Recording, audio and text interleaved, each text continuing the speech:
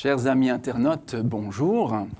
Nous sommes heureux de vous retrouver aujourd'hui pour une nouvelle étude qui a pour titre « Un héritage impérissable ». Elle porte sur la première épître de Pierre, qui se trouve parmi les derniers écrits du Nouveau Testament. Cette lettre d'encouragement contient 5 chapitres qui traitent des divers aspects de la vie chrétienne dans un monde globalement hostile à l'Évangile. Aujourd'hui, nous abordons le premier chapitre de cette lettre avec nos 2 invités, le pasteur Gabriel Goléa, bonjour. Bonjour. Et le pasteur Émile Lazare, bonjour. Bonjour. Merci d'être avec nous. Et avant de commencer l'étude, j'invite le pasteur Goléa à prononcer une prière. Notre Père, nous voulons te remercier pour cette occasion que nous avons de pouvoir étudier ensemble ta parole. Nous nous confions à toi en te demandant de nous inspirer, nous éclairer, afin que cette étude puisse véritablement toucher nos cœurs. Sois également avec nos internautes. Chacun puisse se sentir impliqué dans cette étude d'une manière ou d'une autre et que dans la suite, chacun puisse avoir toujours la joie de te suivre, de partager cette étude, de la vivre dans la vie de tous les jours. Au nom de Jésus. Amen. Amen. L'étude précédente portait sur le personnage de Pierre, son arrière-plan historique, sa vie, son caractère, ses qualités, ses défauts, sa conversion bien sûr et la transformation radicale qui a suivi, ainsi que le rôle éminent qu'il a joué dans l'histoire de l'Église naissante. Quant à l'étude de ce jour, elle porte sur ce qu'il a écrit dans le premier chapitre de sa première lettre ou épître, dont nous lirons maintenant les 2 premiers versets. Pierre, apôtre de Jésus-Christ, à ceux qui sont étrangers dispersés dans le Pont, la Galatie, la Cappadoce, l'Asie et la Bithynie, et qui sont élus selon la prescience de Dieu le Père, par la sanctification de l'Esprit, afin qu'ils deviennent obéissants et qu'ils participent à l'aspersion du sang de Jésus-Christ, que la grâce et la paix vous soient multipliées. Ces premiers versets identifient l'auteur, évidemment, et les destinataires de la lettre, et nous donnent quelques indications sur son contexte historique. Alors, je vais poser une première question à nos invités. Qui sont donc ces destinataires que mentionne l'apôtre Pierre? S'agit-il de juifs, de non-juifs? Qu'en pensez-vous? À mon avis, après le texte biblique, c'est une région dans l'Empire romain qui se trouve là où c'est aujourd'hui la Turquie, c'est l'Anatolie. Oui. C'était une région où il y a, au 1er siècle, beaucoup de peuples qui ont échoué, on peut dire, dans cette région, parce que on a eu, au 1er siècle avant Jésus-Christ, pas mal de disputes, de guerres dans cette région-là. On a la Galatie, qui est la région où on trouve des Gaulois, venus au 3e siècle avant Jésus-Christ, qui se sont installés là.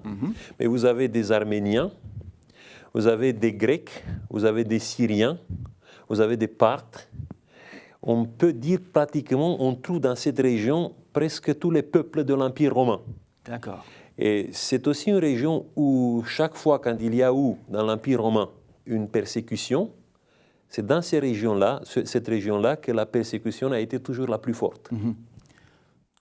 Et nous avons ici affaire effectivement à une composition assez variée de population. Le mot y est dispersion ou l'équivalent de diaspora aujourd'hui, on dirait. Il parle des étrangers, des gens qui viennent d'ailleurs. Ça résonne un petit peu dans l'air du temps, de nos jours aussi. Et donc ce sont des chrétiens de toute nation, de toute origine. Et ils sont les destinataires de cette épître-là.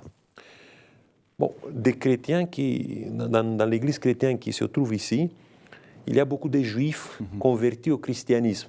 D'accord. Parce que si on observe un peu le langage que Pierre utilise, il utilise une terminologie de l'Ancien Testament très riche. Et parce que l'Église qui était là, les chrétiens qui étaient là dans cette région-là comprenaient bien les choses. Ils sont imprégnés par le judaïsme. Et dans l'évolution de l'histoire du christianisme, on voit que dans cette région, les gens ont été plus attachés aux traditions du judaïsme que dans les autres régions du monde. Ils ont tenu beaucoup à certaines choses que les Juifs avaient, parce qu'il y a une présence juive dans l'Église très forte. On pourrait juste ajouter, sans faire de polémique, qu'il y a des critiques qui doutent du fait que ce soit Pierre, l'auteur de cet épître, justement, parce que comment voir comme auteur un pauvre pêcheur du nord de Galilée, d'Israël, faut écrire avec un langage si soigné, si riche, justement par rapport à cette... Nous tenons par contre à la qualité d'auteur de Pierre, celui que nous connaissons par ailleurs dans les évangiles. Donc on peut parler en fait d'un public multiculturel, multiethnique, mais quand même qui se réunit autour de valeurs communes. Ça se rapproche un peu du public d'aujourd'hui. Oui. Parce que c'est peut-être l'épître, de tous les épîtres qui existent dans le Nouveau Testament, qui s'adresse à un public plus large. Parce que les autres s'adressent à un public d'une ville assez homogène. Mais ici, on a affaire avec un public hétérogène, avec des cultures, des gens qui viennent de partout pratiquement. On peut dire que c'est l'épître pour le monde aujourd'hui, le monde multiculturel comme le monde où nous vivons aujourd'hui. On pourrait parler d'épître universel ou général. Il y a un autre élément qui est intéressant toujours dans cette introduction, oui. C'est que l'apôtre Pierre, par définition, et l'apôtre Paul nous le précise, il a un secteur d'activité plutôt pour les Israélites. On sait qu'ils se sont partagés un peu les tâches. Il a une affinité. Affinité. Ceux qui sont et puis, d'Israël. par excellence, l'apôtre Paul, c'est l'apôtre des nations, l'apôtre des gentils. On voit, grâce à ses voyages missionnaires, etc., y compris dans cette partie du monde. Et pourtant, c'est Pierre qui s'adresse ici à ceux de la diaspora, à ceux de la dispersion. Oui. Et je trouve que c'est un message assez intéressant, à savoir une complémentarité, même si les tâches ont été, on va dire, plus ou moins bien définies dans la répartition des rôles par rapport à la propagation de l'Évangile. Il y a une belle collaboration aussi. Ok, merci. Alors, ce qui est intéressant, c'est qu'il ajoute cette notion aussi d'élection pour son public dispersé dans ce monde très varié de l'époque, dans cette région qu'on appelle l'Anatolie. Il s'adresse à eux en disant « Vous êtes élus, en fait, selon la préscience de Dieu ». Alors ça, c'est intéressant, cette notion d'élection. On ne la trouve pas qu'ici, mais j'aimerais aller avec vous un peu plus loin et vous poser cette question. Faut-il comprendre que Dieu a choisi certains hommes selon des critères spécifiques pour ne sauver que seuls ? Ça, c'est une question qui vient à la lecture de ce verset 2, parce que là, on se dit, mais est-ce que Dieu choisit des hommes plutôt que d'autres ? Qu'est-ce que vous répondez à cette question ? Lu comme ça, le texte transmettrait une image très mécanique, très rigide sur le monde. Alors, vous avez des personnes qui ont été choisies, élues d'avance, il n'y a rien à faire. Vous imaginez, c'est limite une caricature, notre vie. C'est vraiment du théâtre. On sait très bien qu'on n'a pas été élu. Il faut mettre à côté de ce texte d'autres textes. Et on comprend finalement que ce qui a été élu, c'est le choix final des choses, c'est-à-dire la voie. Et ça a été décidé d'avance. Et cette option de salut en Christ, ça, nous le savons. Par exemple, nous savons quelle sera la fin du péché. C'est prédestiné. On sait que ça va se passer comme ça. D'accord. On dit le plan de Dieu va se réaliser. Voilà, ce plan-là a été mis en place dès le départ. On connaît la suite. Donc, il n'y a pas d'inflexion sur le plan. Par contre, là où il y a des nuances, et c'est le grand changement, d'où l'appel pour chacun, c'est de s'inscrire ou pas dans ce plan. Et l'apôtre Pierre s'adresse à des élus, il s'adresse à des gens qui ont accepté ce salut, qui ont dit oui à ces provisions de grâce de la part de Dieu. Deuxième chose, et j'insiste sur ce point, c'est très important, il faut mettre là encore d'autres textes en parallèle, les faire dialoguer entre eux. Mais nous voyons dans la Bible, on va dire, deux niveaux d'appel, deux niveaux d'intervention divine. Le premier, c'est celui du salut. Il est universel. Il n'y a pas de barrière. Qu'on le veuille ou non, ben Dieu s'adresse à des gens qui sont criminels, à des gens qui n'ont aucune chance. Humainement parlant, ça ne vaut même pas la peine.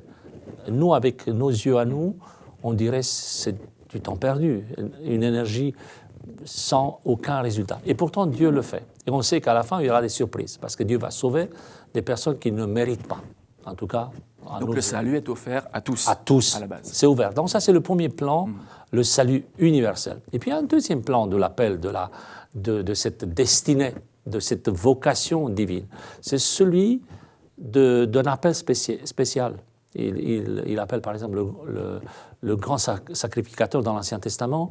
Et il y a une préparation dans ce sens. Il y a quelque chose qui est réglé à l'avance, entre guillemets. On ne peut pas se mettre en colère ou avoir des regrets par rapport à ce choix qui peut paraître subjectif. Par exemple, à un moment donné, dans la Bible, il est dit, et ça c'est en texte de l'Ancien Testament, il est dit, c'est Dieu qui parle, « J'ai aimé Jacob et j'ai détesté Ésaü ».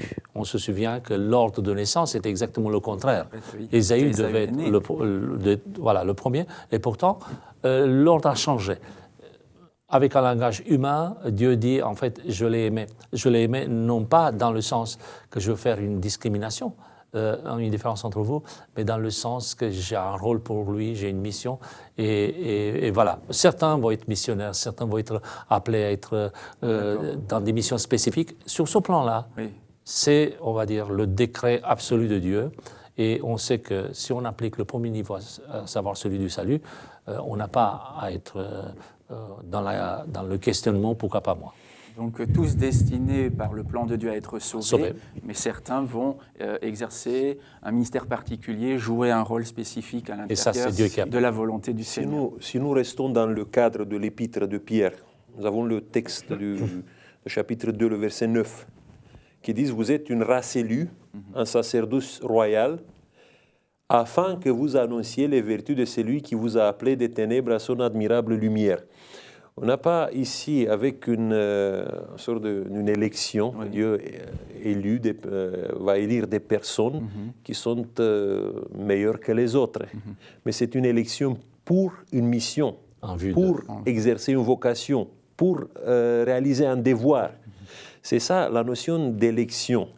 N'est pas une séparation en disant, voilà, il y a des personnes que Dieu aime plus que les autres, mais il y a une élection pour réaliser un projet, un plan que Dieu a. D'accord. Maintenant. Mais je reviens à une question de base. Le salut est-il conditionnel ou inconditionnel? Non, on ne parle pas ici. Qu'est-ce qui va déterminer le salut? Quand on parle des élus, on ne parle pas par rapport au salut. Parce que le salut, l'appel au salut, ça c'est un appel universel. Mais dans le projet de Dieu, il y a certaines personnes qui sont appelées pour porter un message pour tous les autres, pour qu'à la fin, tous les autres soient sauvés. Parce que ça, c'est l'intention de Dieu. Donc, on a affaire avec des personnes appelées pour une mission, mais pas parce qu'ils sont meilleurs que les autres. La notion d'élu ne contient pas cette séparation entre deux catégories de qualité morale. C'est un appel pour réaliser une mission. Regardez dans l'Ancien Testament, qui sont les personnes appelées pour une mission? On prend par exemple Gédéon, il est appelé pour faire quelque chose. Et quand on voit la qualité de base, quand Dieu l'appelle, où se trouvait Gédéon? C'était le plus petit dans la plus petite maison qui existait en Israël. Bien sûr. Donc l'élection de Dieu n'est pas en fonction de capacité, des mérites de quelqu'un, mais en fonction du potentiel que quelqu'un peut développer en relation avec Dieu. Mais avant l'appel à remplir une mission, il y a l'appel à entrer dans le plan du salut. Oui, on est d'accord. Oui, on est d'accord. Alors, qu'est-ce qui détermine le salut d'une personne, si ce n'est pas l'élection divine? Alors, est-ce que le salut est conditionnel ou inconditionnel, en fait? C'est pas pour provoquer, mais on peut dire qu'il est conditionnel, et la seule condition, en fait, c'est le refus de la personne ou l'acceptation. La seule barrière qui peut anéantir tout le programme. Dieu appelle tout le monde. Il a une réserve infinie d'amour et de bonté. Maintenant, comment est-ce que cette réserve va se mettre en place, va se réaliser? Pour certains, elle va se réaliser. Malheureusement, pas pour tous. Qu'est-ce qui fait la différence? C'est le refus de la personne. C'est là où il y a, on va dire, un vrai questionnement. Comment faire pour ne pas anéantir tout ce que Dieu a préparé pour nous? Merci. Toujours dans ces premiers versets, on se rend compte que l'apôtre Pierre invoque le Dieu qui est Père, l'Esprit qui sanctifie et Jésus-Christ qui a versé son sang. Alors c'est curieux, pourquoi cette référence à Dieu le Père, à l'Esprit Saint et à Jésus-Christ avant même les salutations usuelles? Bon, je crois que c'est la référence à Dieu le Père, à Jésus et à Saint-Esprit, c'est par rapport au projet, au plan de salut. Parce que tous les trois sont impliqués dans notre salut. Et lui, il fait bien référence à tous les trois personnes de la divinité pour montrer leur implication dans le salut, et bien sûr aussi dans la mission que nous avons à remplir en tant que chrétiens, en tant que personnes appelées pour ça. Et ensuite, donc, il adresse ses salutations en disant que la grâce et la paix vous soient multipliées. Alors, quand on est un petit peu familier des épîtres du Nouveau Testament, on se rend compte que très souvent, les apôtres s'adressent de cette façon-là à leur public, en disant que la grâce et la paix vous soient données ou accordées ou multipliées. Pourquoi utiliser ces deux termes, la grâce et la paix?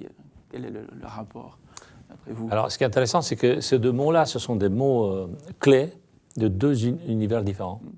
La grâce, c'est plutôt pour le mot romain, grec hellénistique, charis, etc. D'où le mot charismatique, c'est rempli de grâce, etc. Et paix, pax, c'est le mot latin, c'est le mot qui vient faire la synthèse du monde romain. Et avec ces deux, on a deux piliers, deux mondes différents qui sont en fait ensemble. Et au 1er siècle, on a le monde hellénistique et le monde romain qui fonctionnent quasiment. Il y a la culture et de l'autre côté, la structure administrative, les lois et tout ce que cela représente, l'armée, etc. Donc ça confirme c'est la totalité sur la diversité du public aussi. Très bien. Bon, je voulais dire juste une chose, que les deux mots sont associés. Parce que la paix, la sérénité, c'est quelque chose qui vient de la grâce, de la conscience d'être aimé par Dieu, d'être dans un état de grâce spéciale. On peut penser au shalom, parce que la paix ne vient pas des circonstances. La paix pour un chrétien vient de cette conviction qu'il est aimé, qu'il est chéri par son Dieu. Bien, nous allons continuer la lecture. Donc je reprends au verset 3, si vous voulez bien. « Béni soit Dieu le Père de notre Seigneur, qui selon sa grande miséricorde nous a régénérés pour une espérance vivante par la résurrection de Jésus-Christ d'entre les morts, pour un héritage qui ne peut ni se corrompre, ni se souiller, ni se flétrir. Il vous est réservé dans les cieux. À vous qui, par la puissance de Dieu, êtes gardés par la foi pour le salut prêt à être révélé dans les derniers temps. » Voilà donc une belle phrase. Et là, on y trouve donc effectivement le titre de notre étude, l'héritage impérissable. Il y a quelque chose qui m'intrigue, c'est le lien que fait l'apôtre Pierre entre la régénération du croyant et la résurrection de Jésus-Christ.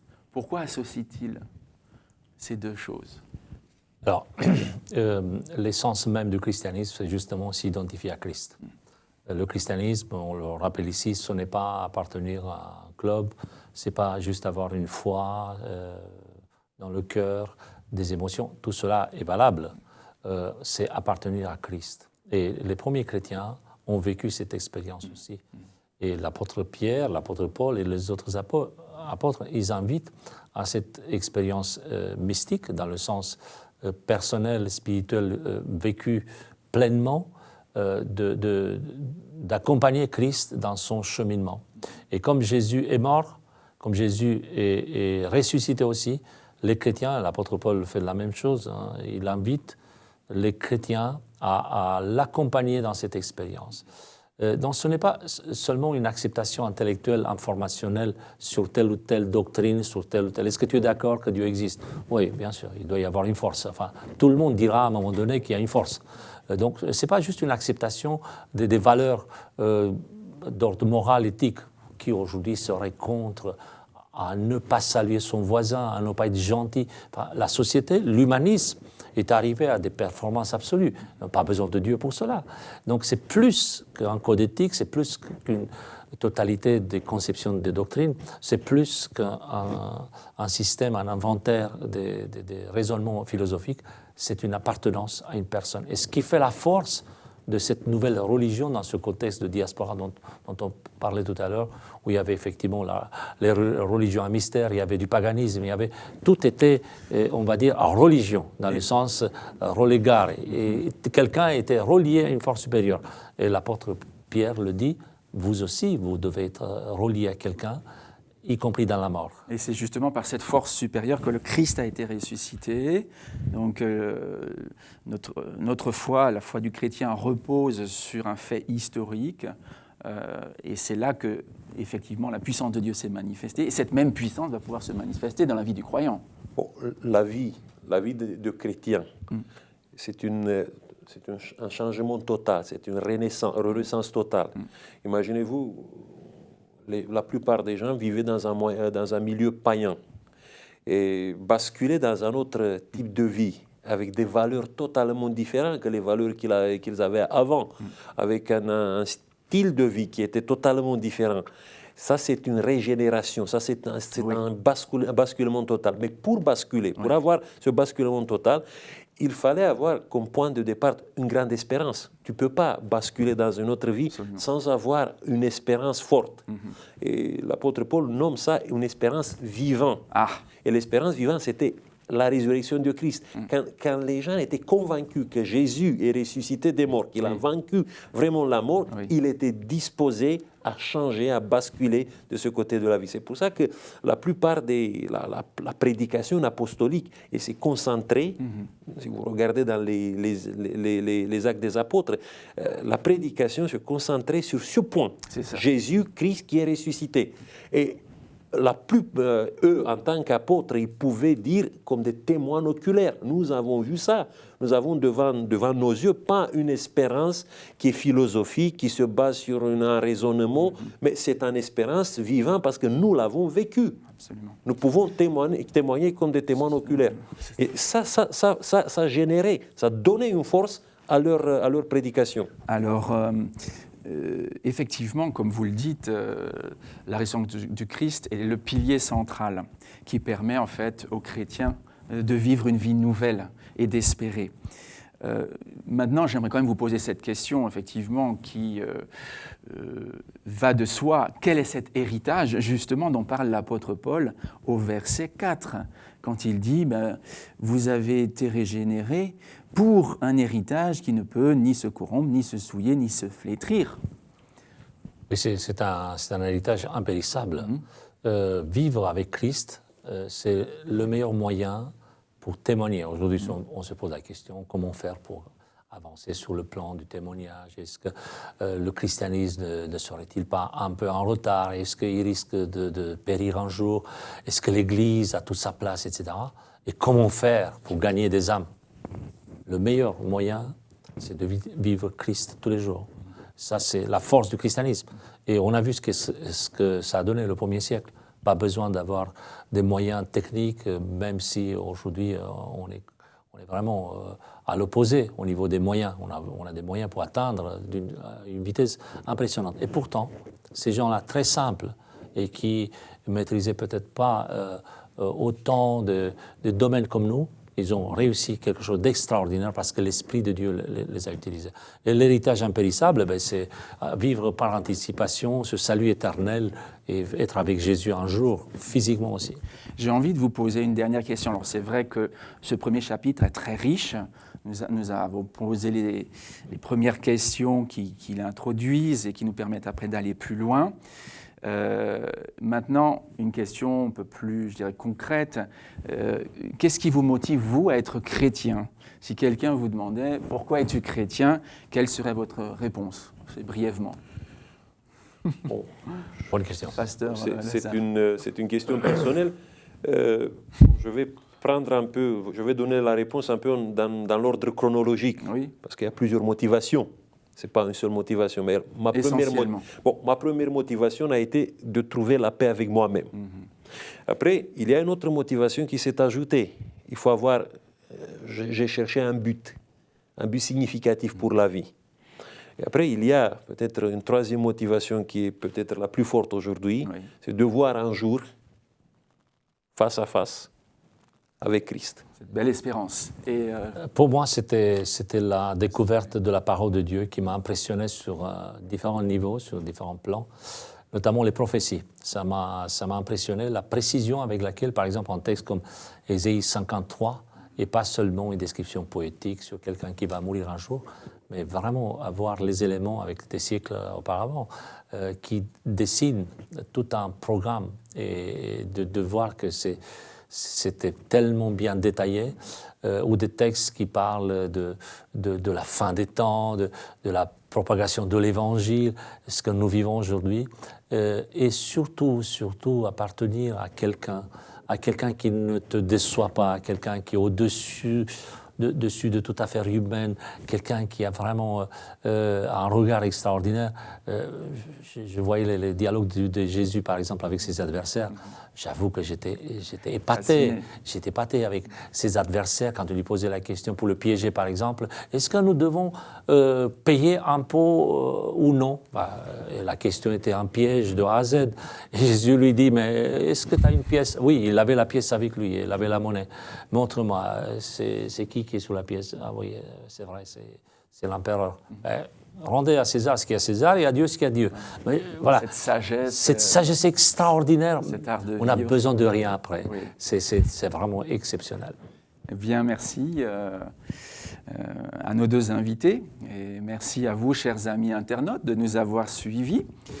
Vous voyez que le texte de cette première épître de Pierre est extrêmement riche. Nous n'avons fait qu'aborder quelques aspects. Et nous vous invitons bien sûr à aller plus loin. Vous allez découvrir d'autres richesses dans ce premier chapitre. Et je vous laisse avec un verset.